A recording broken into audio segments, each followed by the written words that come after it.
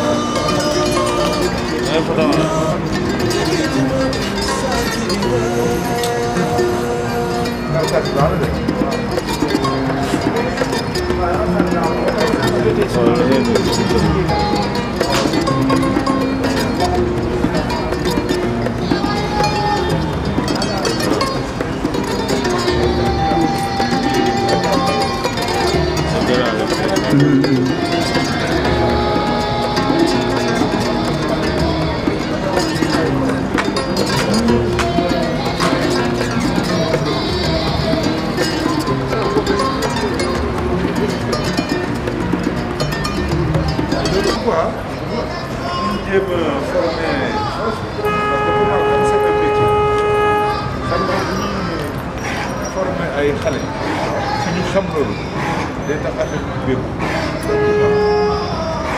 C'est vrai que xam nga bon kii mën na xalaat ne bon comme man def naa ci lu nekk ba agsi fii dama koy denc téye ko di ci dund mais boo ciy dund marché bu ndaw ngay am. léegi nag bu fekkee ne xam-xam bi tasaare na ba option la daal pour ngeen xalaat quoi bu fekkee ne marché bu fekkee ne am na formation boo xam ne dana am ñu bari ñoo xam ne dañ koy xam dana tax yow boo nekkee fii di ci liggéey kii nekk fee kii nekk fee kenn nekk fee léegi nag dañuy dem ba mu nekk suñu quotidien. dëgg la. Bon donc ça veut dire que sénégalais boo xam ne xamutoon lan la bon day gën a yaatu je sais pas. est-ce que voilà. comme li nga wax noonu réfléchir loolu. ñun léeg-léeg ñu gis am ñu xar bu ñu fi indi. benn man ma gis ko wala mbay mu ne kii de produit bii de. waruñ koo bay muy dem ci tabaski bi. ma signalé benn éleveur boo xam ne. moom jeune éleveur. voilà amuloon niveau moyen jënd. ci jeune éleveur boobu laa nekk pour xam nga kooku. on ne devient pas comme ça doo judd rek nekk jeune éleveur. merci beaucoup. kooku. dafa am lu ngeen def ci bopp bi. ba mu gëm élevage. waaw détecté ko ba nekk mu nekk quelque part jeune éleveur. léegi nag bu ngeen gisee affaire bi mel noonu ngeen woo ko. mais kooku bu amutoon xam-xam préalable boobu ba war a nekk jeune éleveur. boo ko waxee du ko intéressé. parce que man gis-gis bi may am actuellement tey ci Xari Ladoum amoo ko woon il y a un an. à la limite doon naa dem sax ne yëfu caaxaan la mais benn su ma gisee nit ñi ñu ci liggéey ak ni ñu ciy liggéey je dis que mais lii ñàkk a xam la xam nga ñàkk a xam moom day tëj ay bunt. day tëj ay bunt. mais xam-xam bu yaatoo ba ñu tawee ko rek bu ci ñu bëri laalee rek man jàpp naa ne si avantage yi yéen ci nekk di liggéey la quoi. parce que après bu fekkee na ngeen am fukki nit ñu nekk ci am xam-xam bi. yéen rek yéen a liggéey di ko jaayante seen biir ñeneen ñi nekkul ci biir bu ngeen ko jaayee duñ ko xam. léegi nag bu fekkee ne nag téeméeri nit la da ngeen am marché téeméeri nit léegi dafay am beneen concurrence boo xam ne ci biir lay nekk mais ci biir téeméeri nit au lieu muy nekk ci biir fukki nit lay nekk. ñoom seen association yi. ils se déplacent dans les régions. c'est ça. voilà et même ils distribuent des géniteurs. voilà ñoom dañuy distribuer ay géniteurs.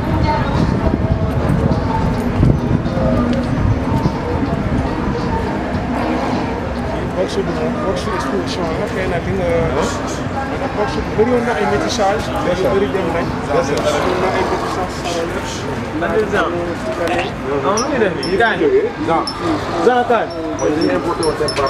pareil lañ importé woon pareil yooyu ak suñu ci lañ origine mais am na yoo xam ne original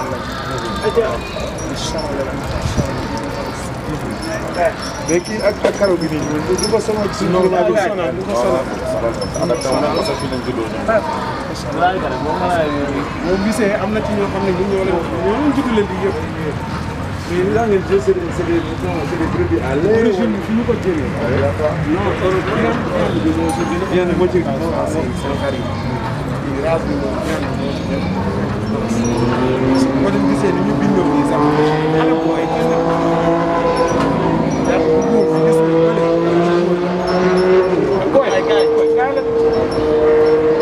gis nga bu góor bu ñëwee dañ koy xool dañuy ñaaw dañuy rëy nag am na yoo xam ne seen papa yi kii y a des problèmes d'adaptation gis nga ni mu nokkee fii la juddoo oh non d'accord naa jàppal bu góor mu génn. d'accord naa xam nga boo gisee laa dugg wala beneen bi nokkee ak bu mag bi la boobu la baax dafa xaw a handicapé dana ko xaw a handicapé quelque sorte parce que man loolu ci facile ak facile a gën a xam tuuti ci lii c'est daara bi nga dëkk nga facile xam nga tamit boo xam ne bu ñu daara gan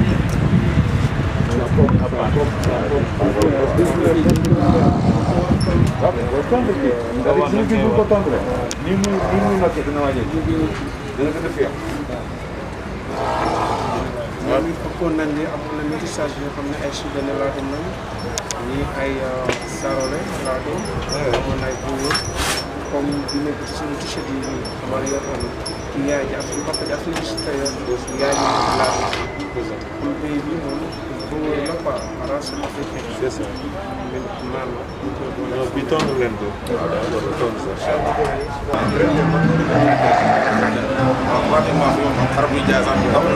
parce que fii yëpp xar la woon ah yëpp xar la woon waaw déedéet waaw moom c'est très waaw mais des fois c'est pas nga dëgg la dëgg la waaw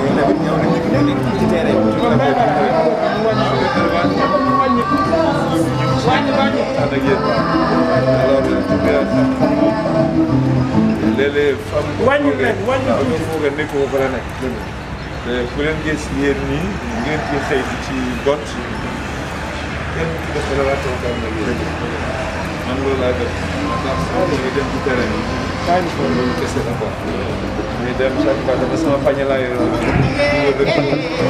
maanaam nit ñi dem marché nga jaay ci taabal ji jaay ci taabal ji loolu lépp am na loolu dajale. waaw am na lu mu dajale kon daal am na kon nañu am yaakaar ni élevage Sénégal. du benn jéggi sopp de. en tout cas am na luñ dajale incha allah. waaw mais buñ koy togg nag boo ko ñu war ñëpp waaw. ñu togg ndoog nag quoi dëgg la. waaw muy ñam booloo daal moom bu nekk na tey parce que ñu très endurant. moom ñëw ba mu ñëwee keroog Fiara moom dafa def presque la taille du Léego loolu ma jaaxal ñëpp la xool donc c'est très rare looy wax dëgg daal def nga boxe ba nga ñëwee Pikine la même chose fépp fu nga ko ñu bien xoolal tabaski bi toog donc yaa am nañu yaakaar mais c'est normal parce que liggéey li ñu laaj rek dama koy jox tey ñun ci man xam nga yéen ñu leen fekk ci place yi yéen ci ngeen di lekk ci ngeen di liggéey tout le temps coono bi yéen la man nag ñëwoon def quelque sant rek xool alors que yéen saa su nekk diggante altine ba dimanche janvier ba décembre yéen a ngi ak ni météo ak benn laaj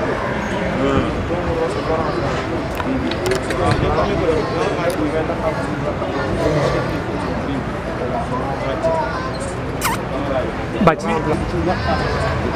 dara duñu leer ci élevage bi Soudanais yi ngay gis nii ak boobu yi yëpp la dañuy dem ba liggéey ci lekk ñu leen di joxe waaw mais ñu naan liggéey ci biir ñu seen parce que xaru Soudanais yi ak sa waay yor beneen kaas boo xam ne mi ngi tudd Mali xottal benn yoon daal di taxaw bu ñuy dem noonu ba tabaski jot forcément yow dañ nekk foo xam ne yow boo ñëwee sa kaas comme da ngay sotti di naan du rembat day wàññeeku kee day matle te moom ni muy lekkee ak yow bokkul bu boobaa na nga dem di gànn ci moom nii la nekk ñu lañ mel ak diggante réew yi te man nag def naa ne loolu du lu bon xam nga yéen bu ngeen yar lii finalité bi mooy ngeen am dara maanaam li ngeen di kii muy dem thème bi nag bu ñu annoncé bu ngeen saan yi dañ ko jël ñu rendi ko mu génn ci circuit bi ngeen war a renouveler loolu mooy dundal en fait une filière élevage ak bu mu tudd c'est-à-dire que bu ñu ko consommé wul rek day dem benn dem naan kakk donc man modèle bi nga xam ne Sénégal moom la yor ñuy jël di liggéey di produire dem distribuer rey loolu mooy renouveler en fait waaw et ça c'est important mais bu ñu doon def comme gars yi voilà c'est pas évident parce que man jàpp naa ne bu ñu nattee li nga xam ne ci Sénégal dund nañ ko fi rey ko ci année ba mu del ci poosu gars yi moom moo ëpp fuuf ñoom ñi nga xam ne ñoo mel ne ñoo ñu ëppale ak jur parce que te duñ ko jëriñoo man foofu laay xoolee. monsieur le ministre ci tournée boobu sax gis naa ne ci ay doomu aadama 17 millions yooyu nag dañuy soxla ci ñoo xam ne meññeentu élevage wa illa ñu liggéeyee ko fii wa illa ñu wuti ko bitim réew solo si nag directive bi mooy ñu liggéeyee ko fii loolu nag rek raison la pour que ñu am ay ñu ko matale di ko def mais pas n'importe qui man sama gis-gis il faut que ñu am comme yéen sax mooy moom laay wax bu ngeen may dégg may wax les entrepreneurs en élevage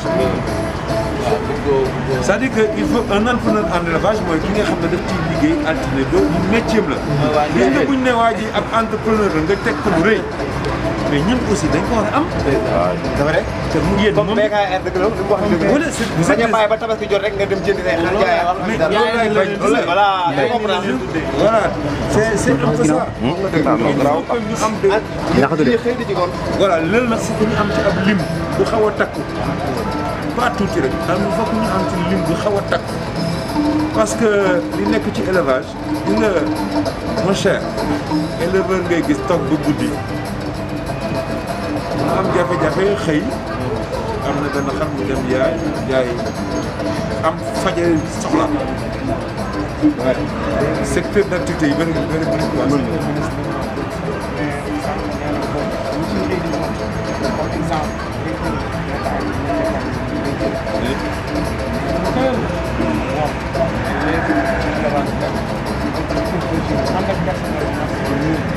saa yi ñëw BKR exactement dañuy xëy di wàcc am na yeneen deuxième mais am na photo boo xam ne benn question bu ndaw gis nga ñun dañu xawante ne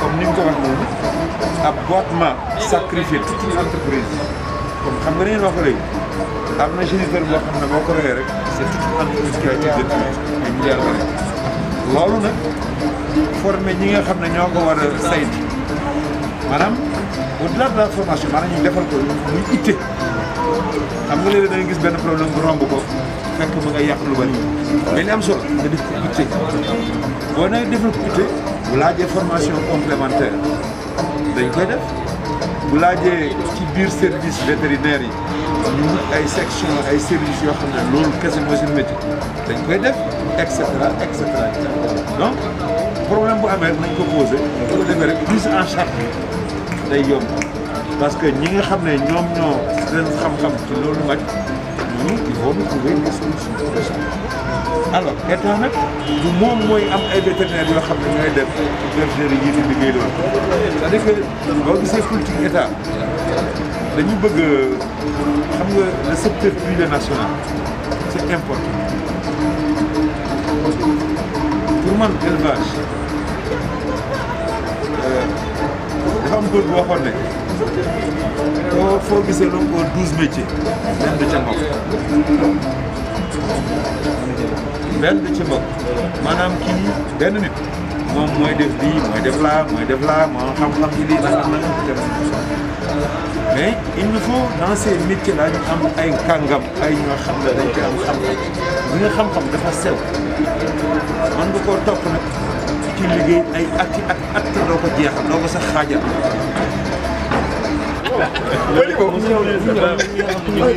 dama leen ñun ay kilifa lañu monsieur le ministre ay kilifa lañu monsieur le ministre partout au Sénégal franchement ñu leen gërëm baax di leen sant bu baax merci beaucoup merci. ñëpp dañoo kontaan ci li la président jox nga liggéey liggéey bu rafet.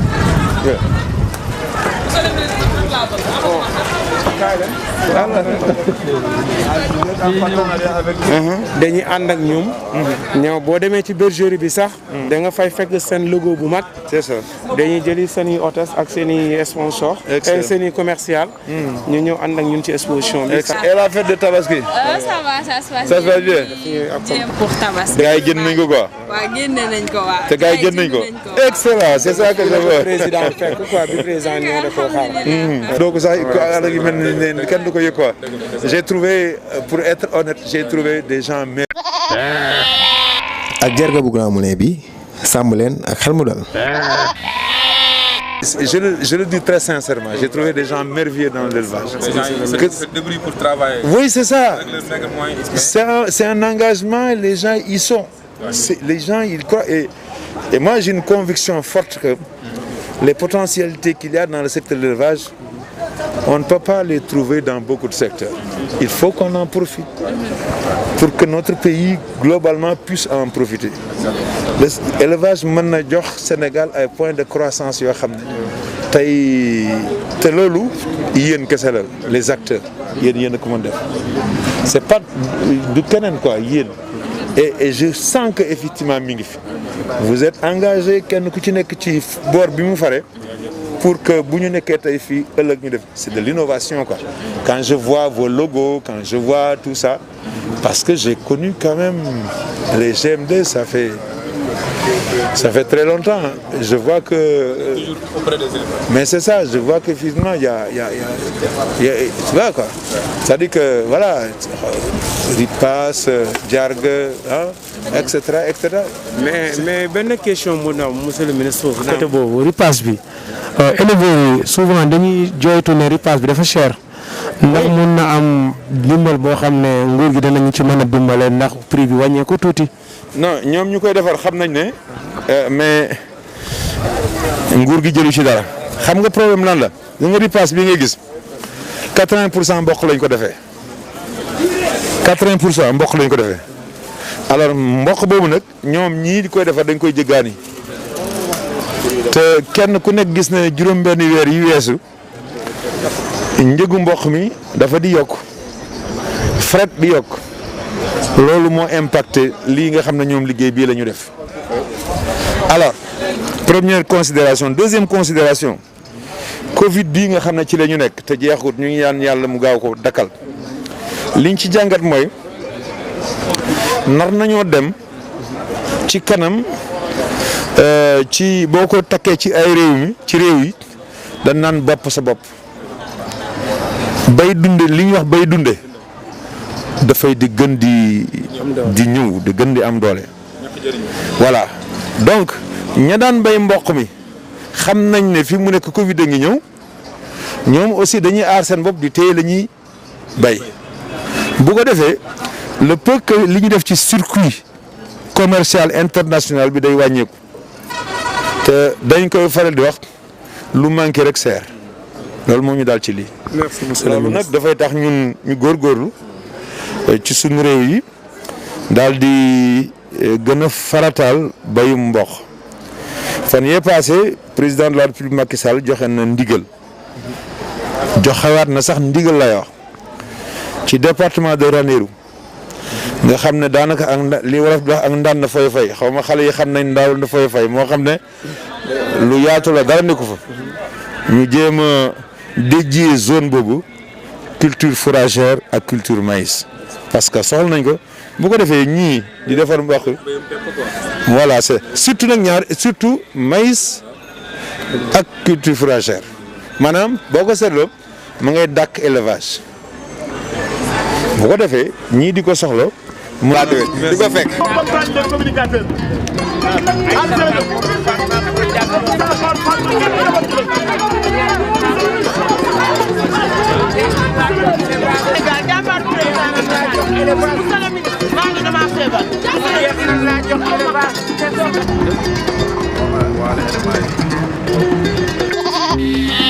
excellent ak jàmm ci bergerie Seydina Mohamed yow mi bëgg a yar gaal ay laadum pur sang ci femelle jeune mâle wala mâle bu jaar yoon fii rekk la dootul feneen fudul fii waa Sénégal ñëpp leen xam ci xar yu baax fii mooy bergerie Seydina Mohamed nekk Asegna yëmbal ci wetu garage Clando exil sa aajo faju ku ñu naxati ci xaru raas wala xaru laadum yow la neex soo bëggee ku la conseiller wala ku la teg ci yoon nga mën a am ay xari laadum yu gën téléphonel gaaw ci 76 488 50 14 wala 77 464 93 99 wala nga daagu ndànk ex yëmbal Asegna garage Clando ñu jox la ay xaru pur sang ay xaru laadum original fii mooy bergerie Seydina Mohamed. gisal seen bopp daaw def nañu opération tabaski jaay lu ëpp 5000 moutons te ren bëgg nañu jaay 8000 jàpp 10 000 moutons te ci xar yooyu mën nga ci am tabaski bu baax ci 150 000 ba ci 500 000 francs. fii mooy bergerie Khadim Rasoul di dimbali ñëpp dinañ la jaay ay xar yu rafet ay pur sang ci femelle ba ci mâle ñii ñooy bergerie Khadim Rasoul ginnaaw seen liggéey bu rafet ci tabaski ak màggalu Touba ba xalif général kullu muxit gërëm leen moo tax ñëpp wóolu leen ñii ñooy bergerie Khadim Rasoul xam ngeen ni tabaski gaa ngi ñëw te war ngeen am ay xar yu mat tabaski buñ ci jógee dugg ci màggal ñu jaay leen ay xar yi gën fii ci bergerie Khadim Rasoul loo am ci xaalis am xar nekk fii ci Dakar ci Mariste 2 téléphone 77 568 50 07 wala 77 639 94 30 bergerie Khadim Rasoul ku yàgg ak ñoom xam ni dañu mën jur jege si leen ba xool te lépp di seen njariñ